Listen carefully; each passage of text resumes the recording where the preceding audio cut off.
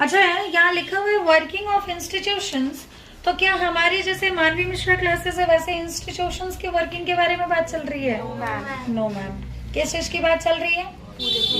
Government के institutions किस according चलते हैं, किस तरीके से काम करते हैं।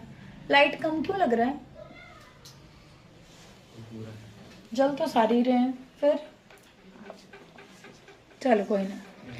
चलो सबसे पहले कि हम ओवरव्यू देखते हैं, इस चैप्टर में देखते हैं कि है क्या क्या और क्या अंदर है, मतलब लिखा हुआ किस तरीके से इसको करना है, देखते हैं।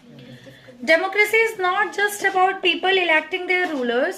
In a democracy, the rulers have to follow some rules and procedures.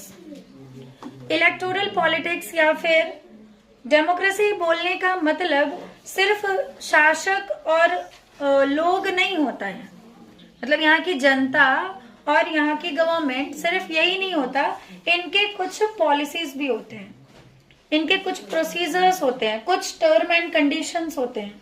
अब जैसे मैं प्रधानमंत्री बन गई, मैं राष्ट्रपति बन गई, तो मेरे को जो मर्जी करेगा मैं मारूंगी, पीटूंगी, काटूंगी, कुछ भी कर लूंगी? नहीं, मैं बन तो गई, लेकिन हमारे भी कुछ अपने उसूल हैं, कुछ टर्म एंड कंडीशंस हैं जिसको मुझे एनी हाउ न चाहते हुए भी फॉलो करना है।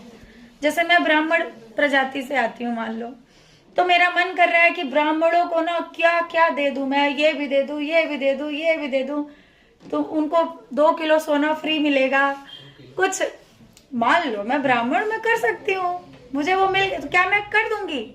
क्या मैं कर सकती हूँ? नहीं कर सकते। हम जिस डेमोक्रेसी में रहते हैं यहाँ कुछ टर्म एंड कंडीशंस को फॉलो करना होता है, ठीक है? तो हम ऐसे विचार भी दिमाग में नहीं ला सकते। ये एग्जाम्पल था, कहीं पर वो मुझे ट्रोल मत कर देना।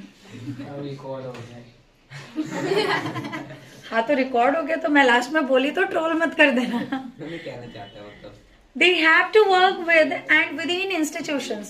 हमें इंस्टीट्यूशंस के साथ काम करना पड़ता है और इंस्टीट्यूशन के अंदर रह के उनके साथ काम करना पड़ता है, मतलब उसी के अंदर मैं भी हूँ, तो मुझे उसके अंदर भी काम करना है और मुझे उसके साथ भी काम करना है। मतलब जो लॉजिक्स लगाए गए हैं, जो टर्म्स कंडीशंस डाले गए हैं, मुझे उसको फॉलो करके काम करना है, अपनी मर्जी से नहीं करना है, ठीक है? This chapter is about the working of such institutions in a democracy.